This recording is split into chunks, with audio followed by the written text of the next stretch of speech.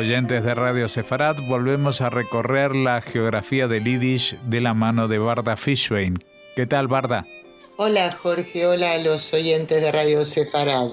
Seguimos recorriendo localidades, pueblos, aldeas, ciudades enormes a veces de la zona donde vivieron los judíos en el este de Europa, que ya saben que pues esa zona en algunos casos fue parte del Imperio zarista o de países adyacentes, o que luego se disolvió el Imperio zarista y terminaron siendo distintos países. El de hoy es de lo que hoy en día es Moravia, es decir, la República Checa, ¿no? La República Checa, efectivamente. Eibschitz.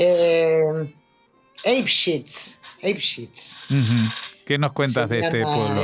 El pueblo está en el sur de Moravia, a unos 20 kilómetros de Brno, que es una ciudad grande y conocida, y que actualmente, como tú dices, pertenece a la República Checa, pero que fue parte del Imperio Austríaco hasta el año 1918, es decir, hasta el final de la Primera Guerra Mundial, uh-huh. Y tanto en el periodo intermedio entre las dos guerras mundiales como en la época comunista, perteneció a la República de Checoslovaquia, es decir, cuando Chequia y Eslovaquia no se habían separado.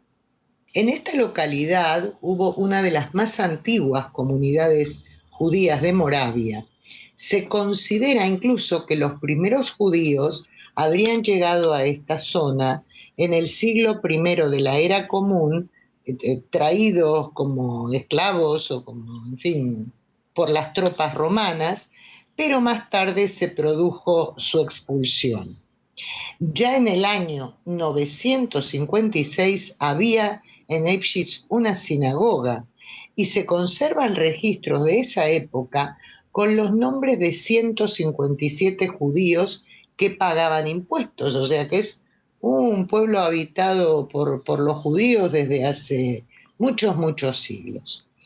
Entre los años 895 y 1306, los judíos disfrutaron de los mismos derechos y obligaciones, o sea, debían cumplir con las mismas obligaciones que sus vecinos no judíos, tanto en lo relativo a impuestos como a propiedades.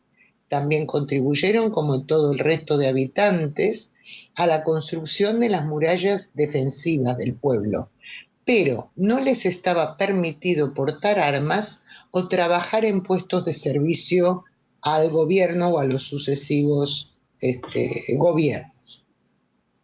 Hacia el año 1454, la Keilah acogió a judíos refugiados que huían de Austria y de otros sitios de la propia Moravia, por persecuciones, como siempre, lo que la convirtió en una de las más importantes y con mayor número de miembros de la región. No obstante, en los inicios del siglo XVI, esta vez los judíos fueron objeto de una serie de medidas económicas restrictivas y obligados a llevar en un lugar visible de sus ropas un distintivo amarillo que los identificaba, y esto fue durante el reinado de la Casa de Habsburgo, o sea que el símbolo amarillo que posteriormente se tomaron en otros sitios y sobre todo los nazis en el siglo XX, tenía antecedentes de varios siglos atrás. Ya en la centuria anterior, en el XV, se había establecido un gueto en las afueras del pueblo, es decir, una zona donde se debía vivir obligatoriamente si uno era judío. Aunque luego esto que estaba fuera de la muralla se trasladó al interior para ser administrado autónomamente con un alcalde judío como máxima autoridad, es decir, como todos sabemos, los judíos tenían sus propios tribunales, sus bedín, donde se podían juzgar causas económicas, litigios, divorcios, matrimonios, etc. Durante la Guerra de los 30 años, que se prolongó entre 1618 y 1648, la población cristiana de Eibschitz disminuyó como consecuencia de la persecución que la Iglesia Católica hizo con las sectas reformistas, y paralelamente la población judía creció por la llegada de refugiados de Bohemia, refugiados de estas mismas hostilidades de la Guerra de los 30 años. La organización oficial y definitiva de la comunidad local se produjo en el siglo XVII, cuando ya tenían su propio rabino, un tribunal religioso establecido y la Hebra Kadishá, la sociedad de entierros. La más antigua tumba del cementerio judío de la zona que es posible, que está registrada, es del año 1552. Pero en ese mismo camposanto original tuvo dos extensiones, una en el siglo XVII y otra en el siglo XIX. La primera sinagoga se construyó en Eibschitz durante el siglo XVI y en el mismo sitio también se consagró una nueva en el año 1853, es decir, a mediados del XIX, que contaba curiosamente con un coro que acompañaba al cantor litúrgico. No es esto lo curioso es que el coro era de niñas, cuando lo habitual, cuando al cantor litúrgico en algunas sinagogas lo acompañaba un coro, generalmente estaba constituido por niños. Ya desde el siglo XVI la Keilah ofrecía servicios educativos a los niños, contando con un melamet o maestro de escuela elemental, y de eso se tiene registro en 1598 nada menos. Luego, en el siglo XIX, otra vez, se fundó una escuela judía en lengua alemana. Otra se abrió 10 años más tarde, en 1833, tenía 120 alumnos, algunos de los cuales no eran judíos, es decir, era una escuela general. En 1902 fue cerrada por falta de alumnado y el edificio pasó a ser utilizado para servicios comunitarios. Entre ellos ahí se instaló un mikve, un baño ritual. En el patio trasero del mismo se construyó un tanatorio, un velatorio, digamos, y la persona a cargo de los enterramientos servía también como policía y carcelero en el barrio judío. Eibschitz también tuvo una escuela superior, una yeshivá, donde se formaban rabinos.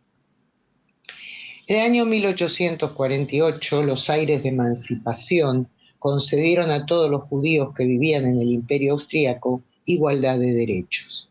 Eso determinó que muchos pudieran trasladarse a ciudades más grandes, donde había más oportunidades económicas y educativas. De modo que al inicio del siglo XX solamente vivían allí unos 560 judíos. Ese número se incrementó con la llegada de refugiados de Bucovina durante la Primera Guerra Mundial, aunque terminada la contienda se les obligó a abandonar la ciudad.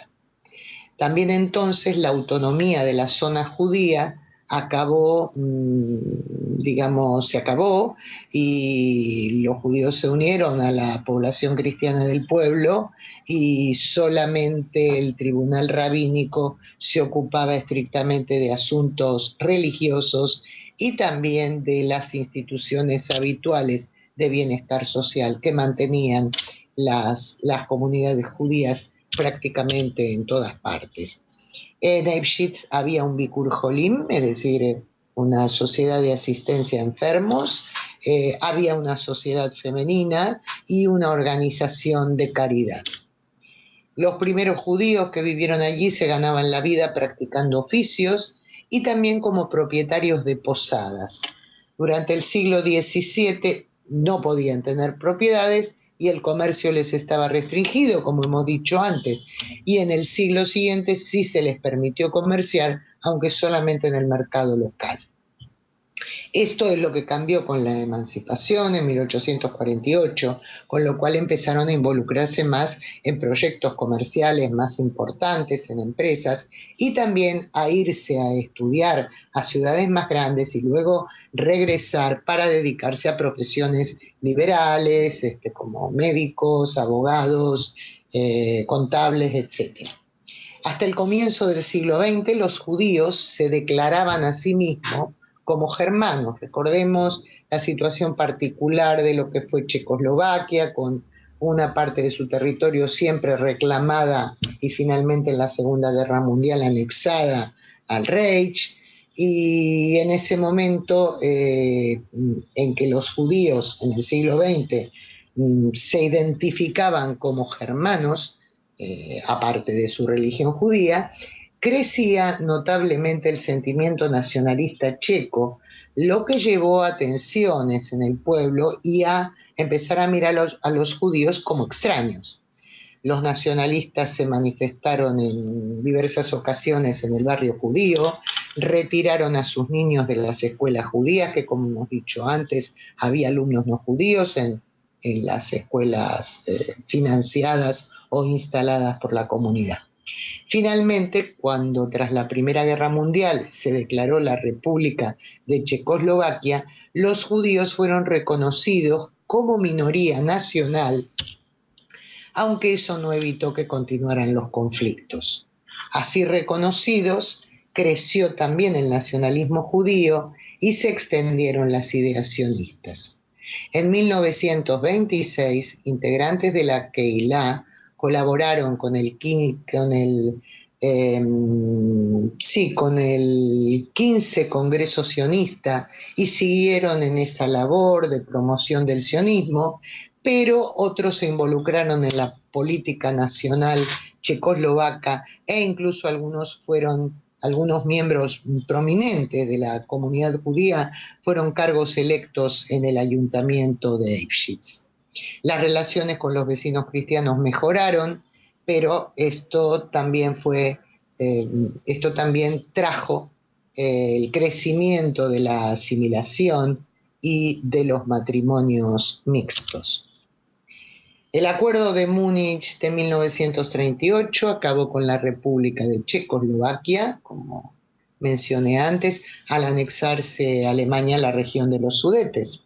Se estableció un campo de transición para refugiados de la fábrica de artículos de cuero, que tenía muchos trabajadores, de Moritz Goldman, presidente de la comunidad judía, que funcionó hasta el año 1942. Nos referimos a que funcionó el campo de transición.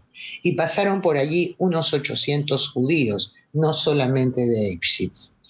En marzo de 1939, Bohemia y Moravia se convirtieron en un protectorado de la Alemania nazi, lo que desató la discriminación y violencia contra los judíos de la región.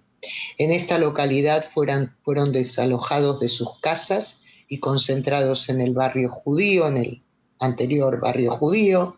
Sus propiedades fueron confiscadas, se los despojó de sus derechos y fueron enviados a trabajos forzados en fábricas y minas de diferentes sitios.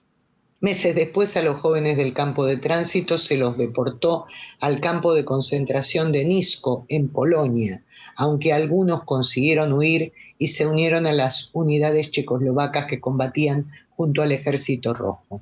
Otros jóvenes se unieron a un movimiento clandestino antinazi que surgió en la propia Lipschitz. En 1942, los judíos de la ciudad y los del campo de tránsito fueron enviados al gueto de Theresienstadt en 4 transportes. De ellos, algunos fueron trasladados al campo de concentración de Majdanek, donde se los asesinó o murieron por las penurias propias de los campos, y otros al campo de exterminio de Auschwitz. Los últimos en ser deportados en 1944 fueron los que estaban integrados en matrimonios mixtos, o sea que la asimilación, como sabemos, no sirvió para nada. Antes de la deportación, más de 500 documentos y objetos rituales pertenecientes a la comunidad judía de Lipschitz se trasladaron al Museo Judío de Praga. Solamente sobrevivieron a la guerra 18 judíos que regresaron en mayo de 1945 a su ciudad natal. La mayoría estaban de los grupos de los últimos deportados, y también algunos que consiguieron evadirse de Nisko y combatieron con las unidades checas. Casi todos abandonaron pronto Shtetl y el edificio de la sinagoga fue demolido en el año 1950. La conocida como Nueva Sinagoga, que como hemos relatado antes, se reemplazó en 1853 a la primera que hubo en el pueblo, se utilizó como espacio de almacenaje durante 50 años y a partir de 2008 fue restaurada para utilizarla como espacio cultural del pueblo. El cementerio judío tenía aproximadamente unas 1800 tumbas, la más antigua de las cuales databa del siglo XVI, cosa que también hemos mencionado, e incluye un espacio ceremonial que se construyó en 1902. Este cementerio y este espacio pueden ser visitados pidiendo cita para ello. De las 73 casas familiares situadas en el barrio judío, siguen estando en pie 52 y en la calle Krumlovska número 1, donde estuvo el campo de tránsito y confinamiento entre 1938 y 1942, una placa en la pared recuerda este luctuoso hecho. Y bien, vamos a mencionar como siempre algunos de los judíos notables nacidos en Eibschitz y vamos a nombrar primero al actor, director y dramaturgo Leopold Adler, nacido en el siglo XIX, que desarrolló toda su carrera artística en Alemania. También nació en Eibschitz el músico Guido Adler, que realizó importantes aportes teóricos a la musicología. Jorge, esto lo sabrás tú mejor que yo, ampliando los horizontes de esta disciplina artística al incluir factores sociales a los estéticos. Otro importante nombre artístico de la música, nativo del mismo pueblo, fue Hugo Weisgall, que emigró a Estados Unidos a los 8 años y desarrolló allí una importante carrera como compositor y director de orquesta. Fuera de esto, y aunque no era judío, debemos decir que Eibschitz fue el pueblo natal de Alphonse Mucha, uno de los pintores y artistas más reconocidos de nacionalidad checa, una figura central del Art Nouveau. Y bien, esto es lo que ha dado de sí el pueblecito de Eibschitz. Pues mucho es lo que ha dado de sí. Así que vamos a agradecerte y a despedirte hasta la próxima conexión dentro de 2 semanas y volveremos a recorrer estos territorios de la geografía del Yiddish. Muchas gracias, Barda Fishbein. Hasta entonces, Jorge.